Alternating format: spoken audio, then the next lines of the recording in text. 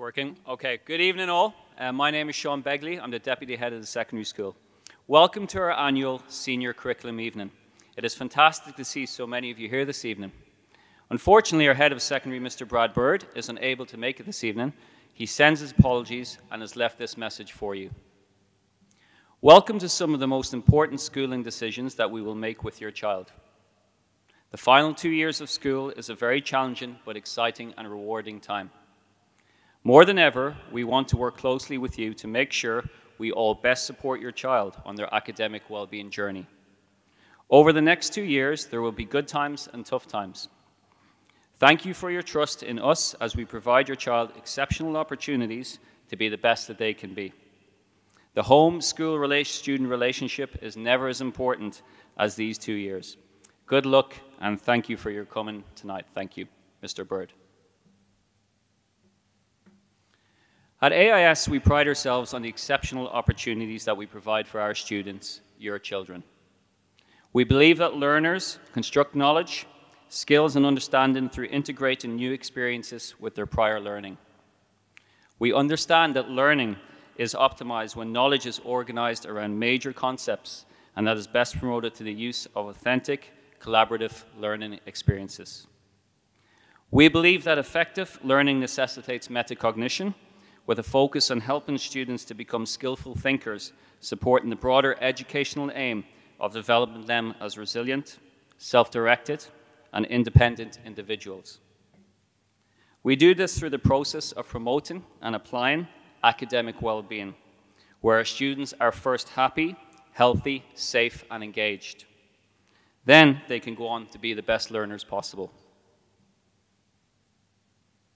We understand that such capabilities are enriched when students are challenged to reflect upon ethical and moral viewpoints while being provided with opportunities to take socially responsible action. To that end, we aim to develop global citizens who seek to make a difference for good in our world. The purpose of this evening is to provide you with key information on both our senior curriculum pathways at AIS, which will allow you to make informed decisions at this key juncture in your child's academic journey. Mr. Gardner has emailed you with information regarding the subject selection timeline and the 2024 Senior Curriculum Handbook, which will act as a useful resource in aiding your subject choices for next year.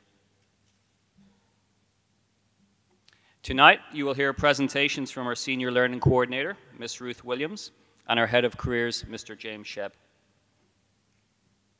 You will also have an opportunity to speak with Ms. Rachel Sarong, our Head of Learning Enrichment, and Ms. Katie Gardner, our External Learning Coordinator.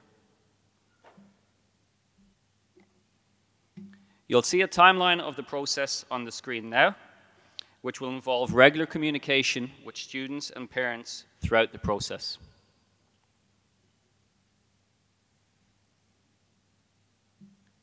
Once Ruth and James have finished their presentations, we'll invite you to speak with our heads of departments and subject specialists, who will all be able to answer any questions you may have about their respective areas of expertise.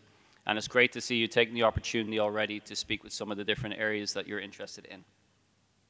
Finally, we will finish with a question and answer session, where you will have the opportunity to ask some of our current Year 12 IB and HSE students about their experiences in our senior curriculum programs. We hope that you find the evening informative, and please ask as many questions as you can so that we can support you and your child as thoroughly as possible to make the best decisions moving forward.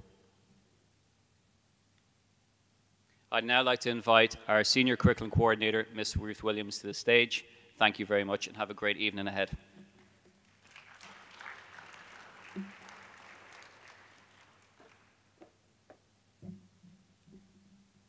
Hello, everybody. I'm so sorry we don't have enough chairs for everybody. If there are chairs in the middle, there are a few chairs that I can see if anybody needs to come and grab a seat. Hopefully we'll have some chairs arriving shortly. It's great to see so many people here tonight. I can see some familiar faces and maybe some new faces. Welcome in particular to our Year 10 students, where tonight you'll be considering your future pathways. It's a really exciting time. Okay, so tonight I'll give you a little bit of information about our two curriculum pathways, the International Baccalaureate and the Higher School Certificate. So we'll start with the International Baccalaureate Diploma Program, or the IBDP. Okay, just starting with a brief history of the IB. It was founded by expats in Switzerland for the education of their children whilst abroad. And since then, it has flourished globally in many countries, including Singapore. The IB Learner Profile offers 10 qualities underpinning the diploma program and the learners who embrace it. From open-minded to balanced, these qualities form a framework for an international education that aims to develop the whole student. The diploma program has been taught at AIS for more than 10 years. And as you may know, AIS also teaches the primary years program in the elementary school. Tonight, there will be a lot of information provided. So this slideshow will be shared with you all. And this is just a quick navigation page to help you go back and find any specific information you might be looking for. And you can see a bit of the information that will be covered in the next few slides. Okay, this diagram shows the IB Diploma Program model. All diploma students must complete 6 subjects from different subject groups and the 3 core components. I'll give you a moment to have a quick scan of those subject groups, and all of those subject groups are represented around the gym tonight as well.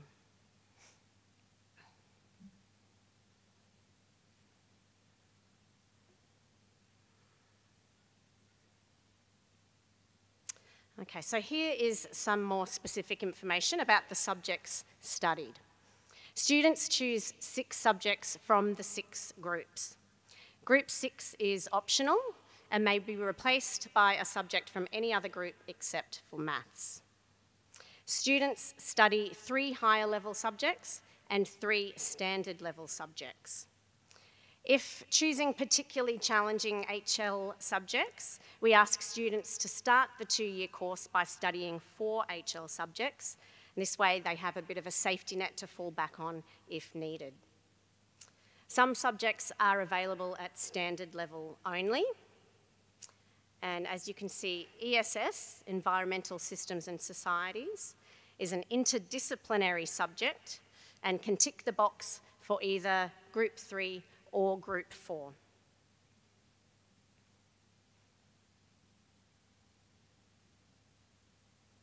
Okay, this table shows all of the subjects and the levels that will be offered in 2024, organised into their groups. Subject offerings will be subject to student demand. And I'll give you a moment to scan those subjects.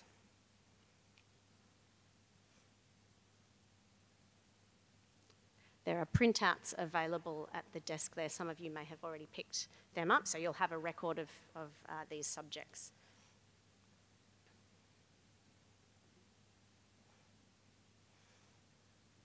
I can see some pointing and whispering, so I don't want to move the slide just yet. Okay. All right, this slide provides an explanation of the difference between higher and standard level subjects. So HL subjects generally contain a greater body of information and can be more complex, and they require at least 240 hours of study. SL subjects require at least 150 hours of study. Most subjects have an SL and HL version. However, there are a few subjects only offered at SL.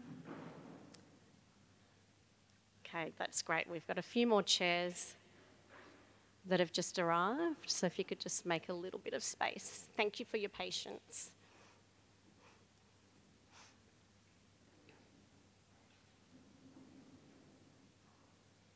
Okay.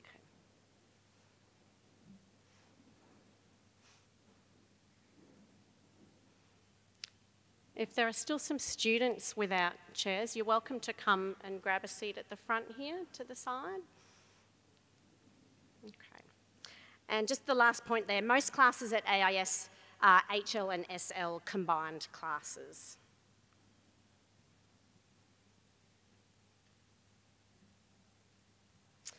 Okay. This table summarises the 3 compulsory core components. Theory of knowledge, or TOK, or TOK, is a subject running for around 100 hours in Year 11 and 12. It plays a special role in the IB Diploma by providing an opportunity for students to reflect on the nature of knowledge and to question their personal and ideological assumptions. This subject is assessed through an exhibition held late in Year 11 and an essay based on one of 6 prescribed questions in Year 12. An A to E grade is awarded. The extended essay is a 4,000-word mini-thesis that students complete over about 9 months based on a subject of the student's choosing. A teacher supervisor is allocated to guide the student in developing their research and writing skills. An A to E grade is also awarded here. And the final core component is CAS, Creativity, Activity and Service. This is an 18-month requirement in which students undertake a range of independently chosen experiences based on those 3 strands. And students must reflect and provide evidence of meeting 7 learning outcomes. CAS is not formally assessed, but the requirements must be met in order to meet the graduation requirements. Okay, assessment types and weightings vary between subjects in the diploma. For some subjects, there's a high weighting on the final external exams held in October, November of Year 12, and a smaller weighting on internally assessed coursework. And for other subjects, there's a higher weighting on the internal assessments, such as oral commentaries, essays, or portfolios, and a smaller weighting on the externally marked exams. Group 6 arts subjects have no final examination, and they're assessed based on coursework. You can see here that each subject is graded from 1 to 7, and then there are up to 3 bonus points awarded for the compulsory core components, and this gives a maximum score of 45, which can be converted to an ATAR or an Australian Tertiary Admissions rank for students needing one. And the IB Diploma is well known for its very favourable ATAR conversion rates, which can be found online, and I've provided the link at the end of this slideshow. And here you can see how those 3 core component bonus points are calculated from the A to E grading system, and the red indicates where the majority of students tend to fall.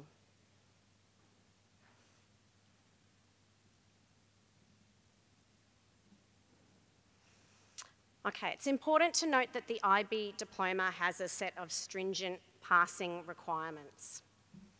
So students, in order to earn their diploma, need a minimum total score of 24 points, a minimum total of 12 points in higher level and 9 points in standard level. Students cannot receive a 1 in any subject, no more than 2 2s, no more than 3 3s, and no grade of E in the extended essay or in theory of knowledge. CAS requirements also have to be completed, and there can be no circumstances of academic misconduct. So it's really important to be aware of all of those requirements. There is the opportunity to retake examinations after our November session if a student doesn't quite get over the line.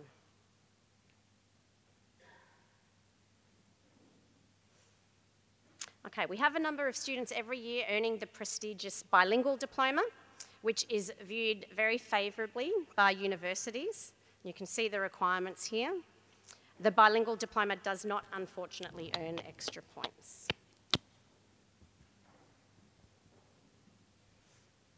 Okay, university pathways. The IB Diploma is highly regarded by universities worldwide because graduates are independent learners with highly developed critical thinking and cross-cultural communication skills. And of course, our careers department is on hand over the 2-year course to offer advice as students start to make decisions about where they want to go and what they want to do. And if you're sitting here tonight and you don't know the answers to those questions, don't worry, that's perfectly normal. And if you do think you know what you want to do, you may well change your mind several times between now and the end. Okay, here are the useful links that you can access at your own leisure. I'll draw your attention to the course selection guidance link, which gives a breakdown of all DP subjects, their content and their assessment. So that's a really handy link to have a look at. Okay, how are we all going? Do we need to take a breath? Hanging in there? That's a lot of information, right? So I will, again, share the slideshow. You are likely to have questions, and you can continue to ask questions over the course of the night if you need any clarification there. Okay, higher school certificate. Okay, here we have a brief overview of the New South Wales Higher School Certificate, or the HSC, run by NESA, or the New South Wales Education Standards Authority. An Australian senior matriculation program, undertaken, as you can see, by around 80,000 students each year. This program is used for university entrance globally.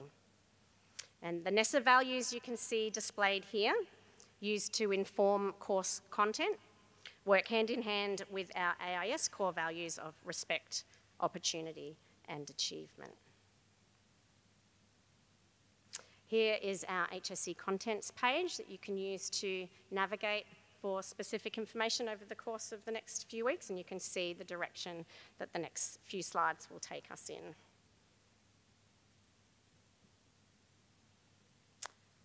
Okay, so I'll present to you tonight the way I would teach an English student how to write a comparative essay. So I've introduced the IB program to you, and now as I introduce the HSC program, I'll stop along the way and just point out some of the similarities and differences between the two. And the first major difference between the HSC and the IB is that Year 11 in the HSC, otherwise referred to as the preliminary year, doesn't actually count towards any final HSC results.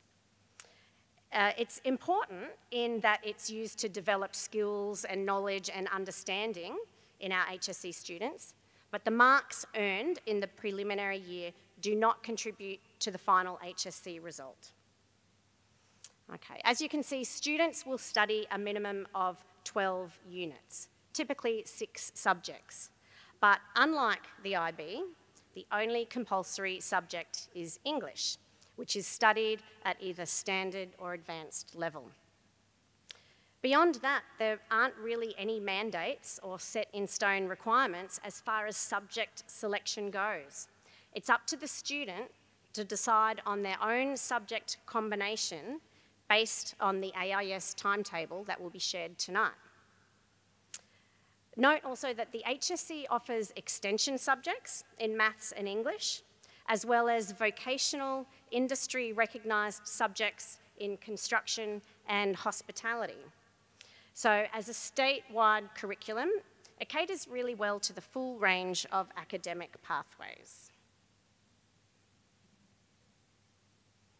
Okay, in Year 12, referred to as their HSC year, students continue with the subjects they commenced in Year 11. Students are not allowed to start new subjects in Year 12. However, students can elect to either enrol in Extension 2 for Maths and English if they're already doing Extension 1. And students may also withdraw from any one subject other than English if they wish. And I'll come back to the implications of withdrawing from a subject in a moment. Okay, this table is just so that you can see at a glance the various subjects offered at AIS for HSC, presented here by discipline rather than as per the 2024 timetable, which I'll show you on the next slide, and I believe there's a printout out there as well. And you can see that the HSC offers subjects across all of the same groups as those offered in the diploma program, that only difference being that only English is compulsory.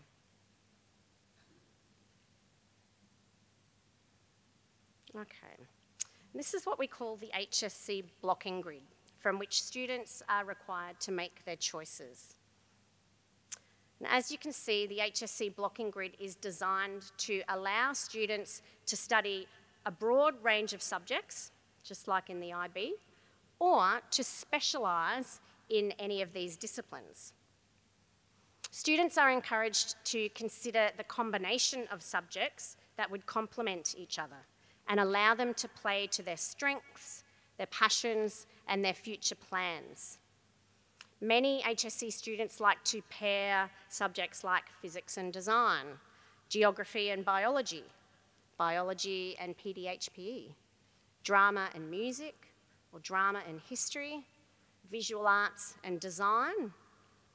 There's so many combinations, and it's up to the students to design those combinations. And again, my advice that I always come back to is to do what you're good at, do what you love, and do what you want to pursue after school. Okay, moving on to assessment requirements. Here you can see some of the Year 11 assessment mandates from NESA. 3 assessments per subject in Year 11, which goes for 3 terms. But remember, these don't actually count towards the final Year 12 result. And here you can see how Year 12 results are calculated. And they're calculated based on 50% of the internal moderated assessment, which takes place over the course of Year 12, and 50% of the external exams. Students are then ranked, and ATARs are calculated by the University Admissions Centre, or UAC. Okay, so what is the HSC ATAR, and how does it differ from the way the IB points convert to the ATAR?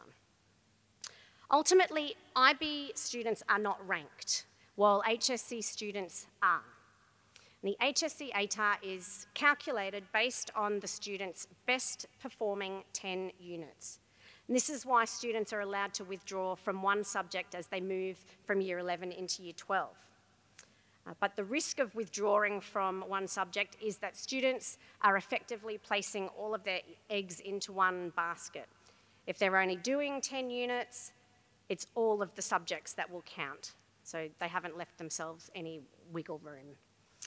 The majority of AIS HSC students do continue through to Year 12, completing the full suite of 12 units. But of course, advice is on hand for students who are contemplating this decision, and we advise students based on their personal circumstances. Okay, so I mentioned that the results are based on 50% of the moderated internal assessments. You might have missed that, so I just wanted to come back to it.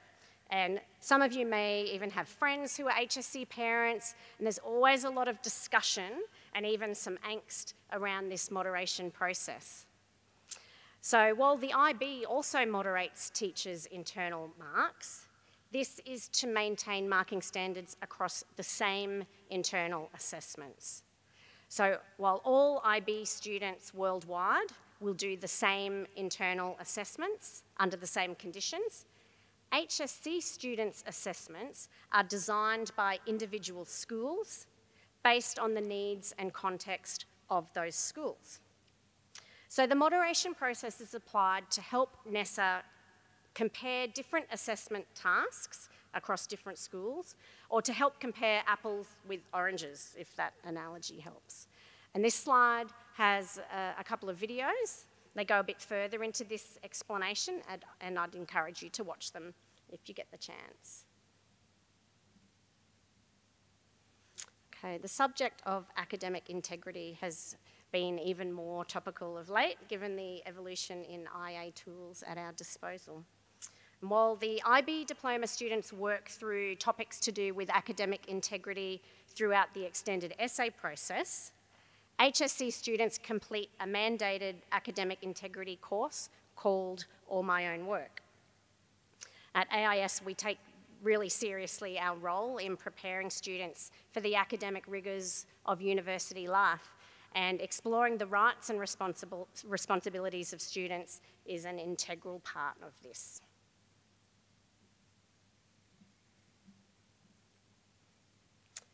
And here you can see the modules that our HSC students will work through at the start of year 11. Okay, lastly, the minimum standards is the name given to a series of tests that year 11 HSC students complete in reading, writing and numeracy. They're a government initiative, an Australian government initiative, and students must achieve a minimum standard in order to achieve their HSC credential. And I've included a link to more information about these tests on the next slide. And so here you can see just a range of helpful links for all things HSC. Okay, so again, a lot of information. Thanks for listening. Do go back and pore over that slideshow. Come to me via email with any questions that you might have. Year 10 students are welcome to come and see me anytime with questions that you might have. And we also have our fabulous careers department on hand, and I'm going to pass over to Mr. James Shebb right now for you. Please make him welcome.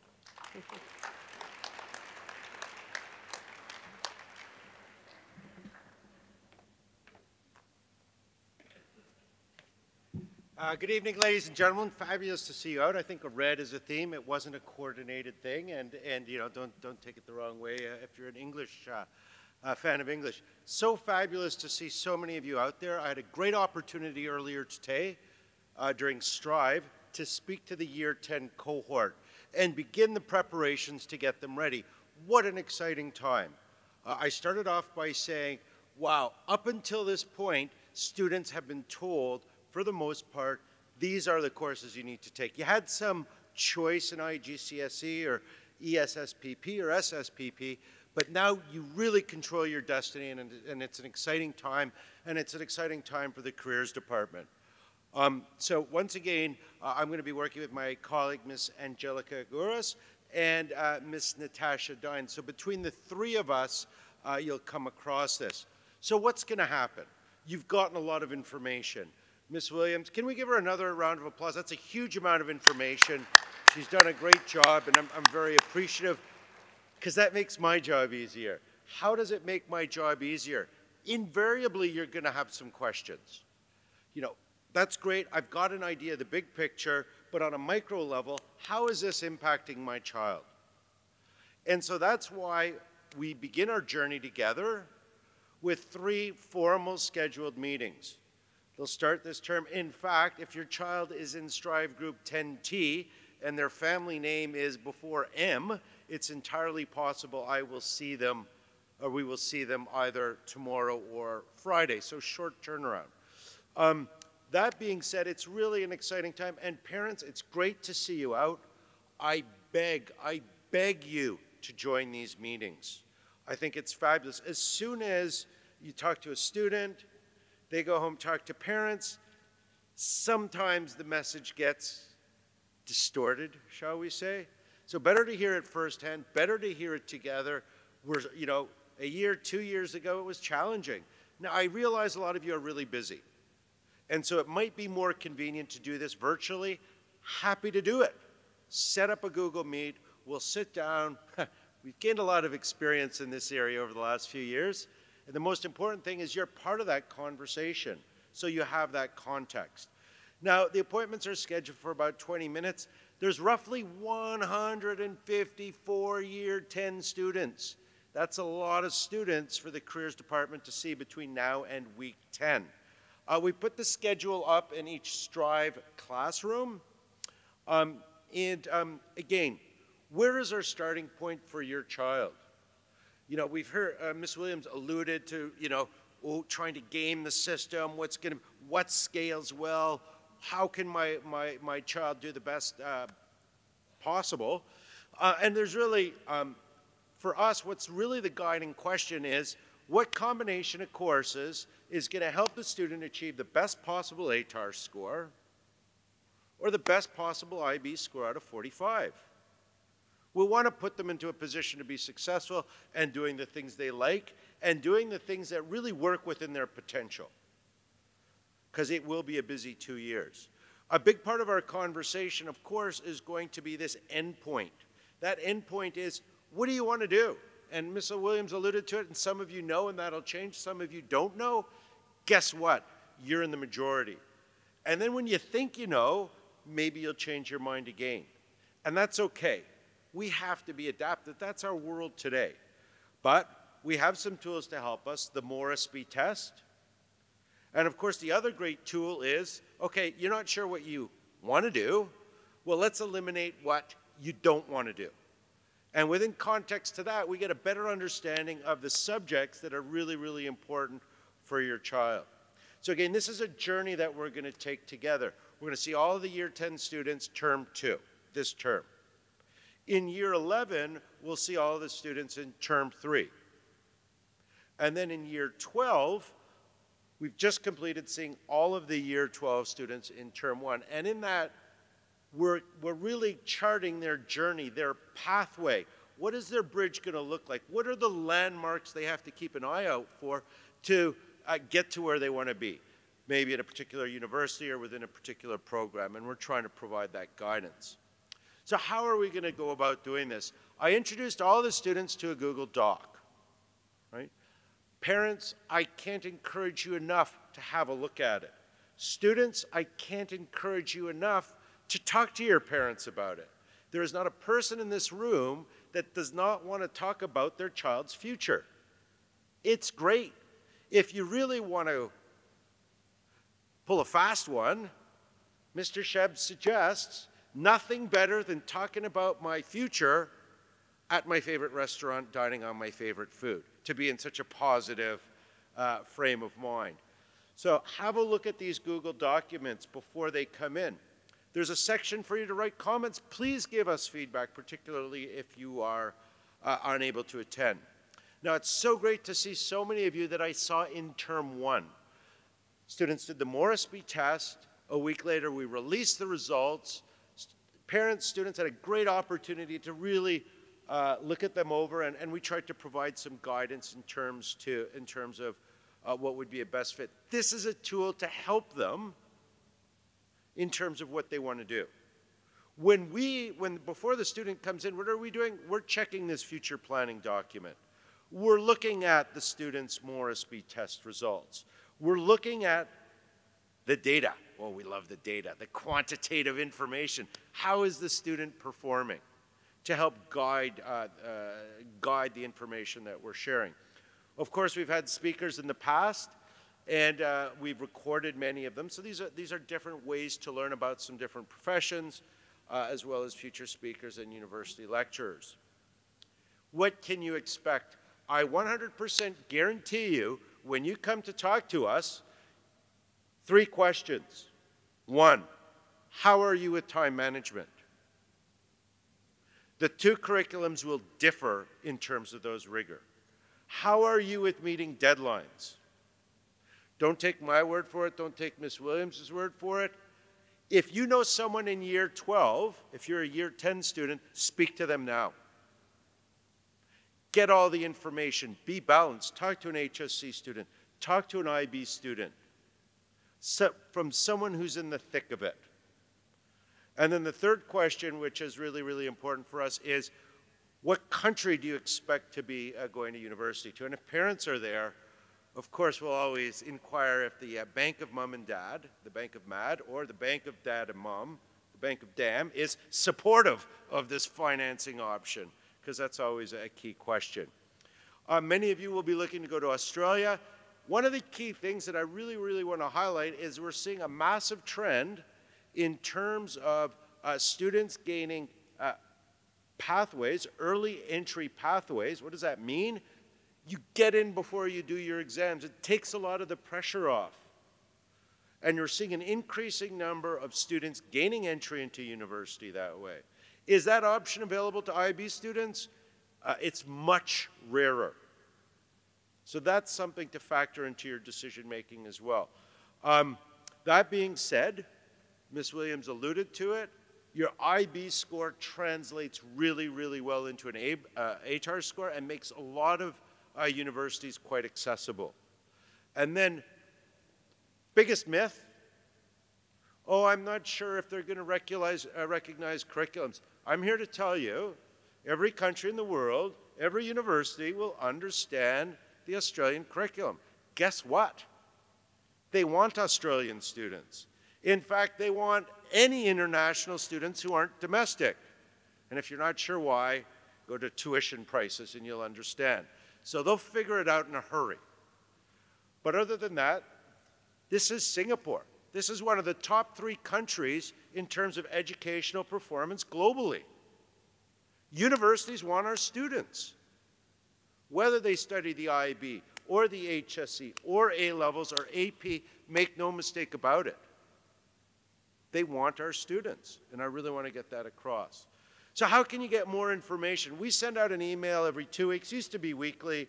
We've gone to 2 weeks. We understand. I'm a parent too. We get a bit of email volume from AIS, so we tried to cut it in half.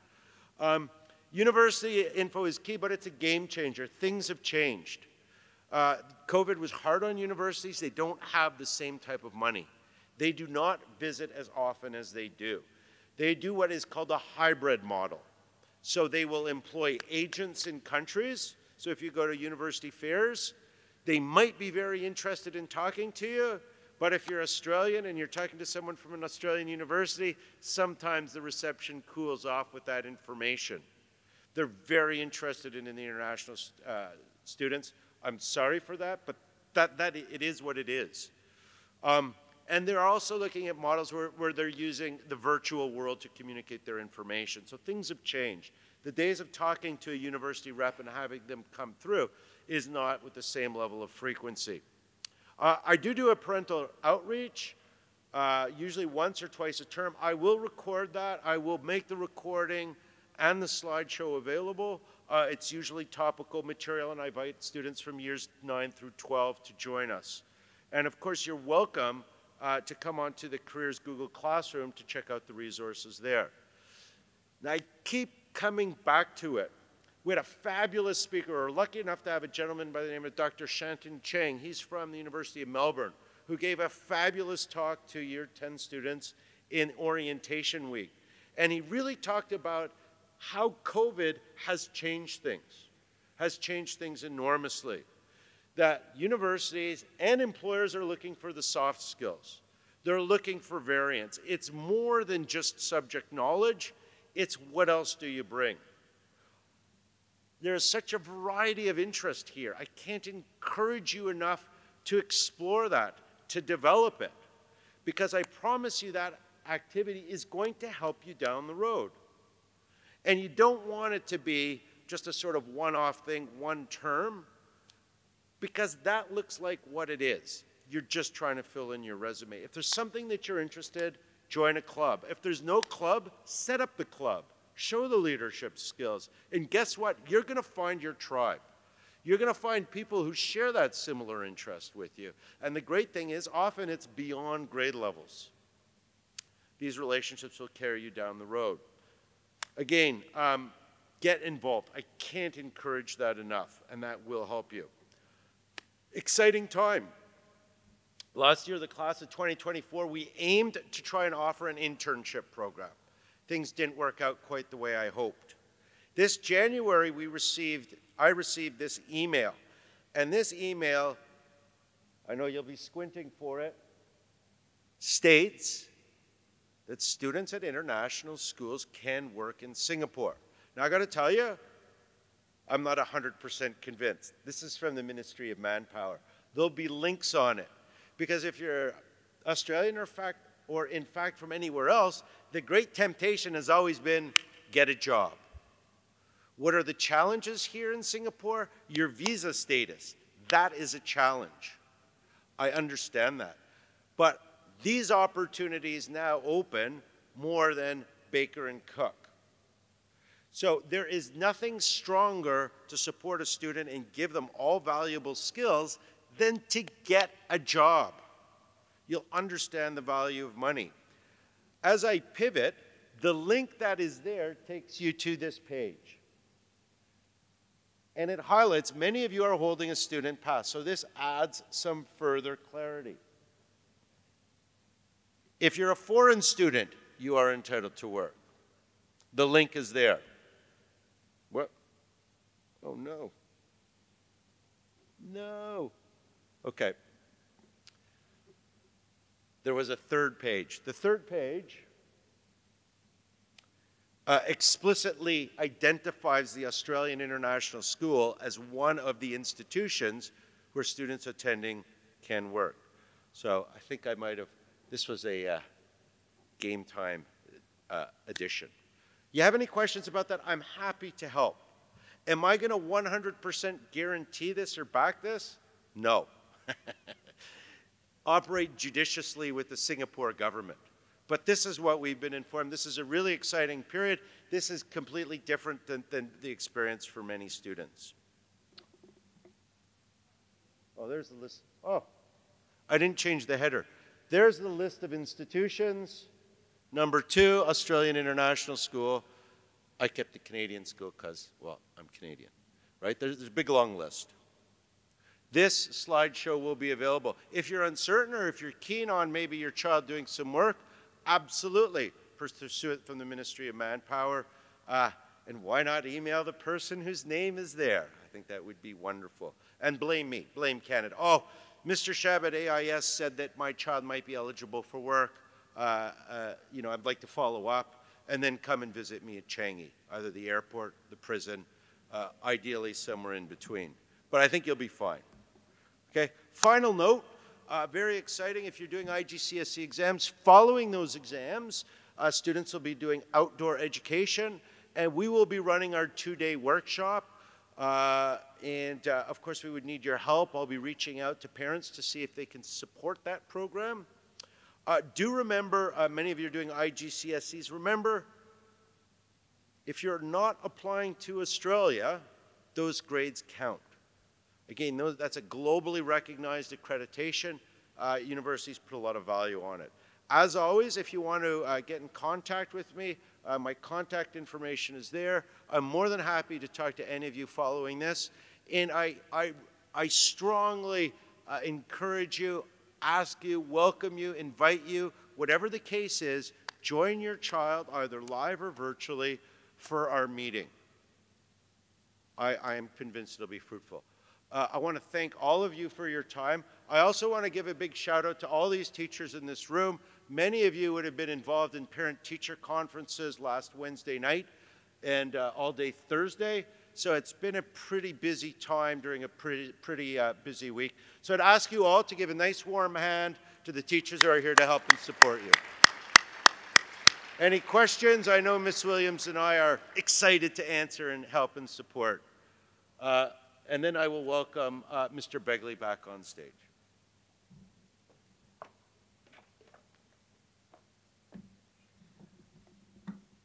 Thank you, Mr. Sheb and Ms. Williams. I'd like to invite you all now to take the opportunity to visit the different subject booths, to ask any questions that you may have, and to find out as much information as possible.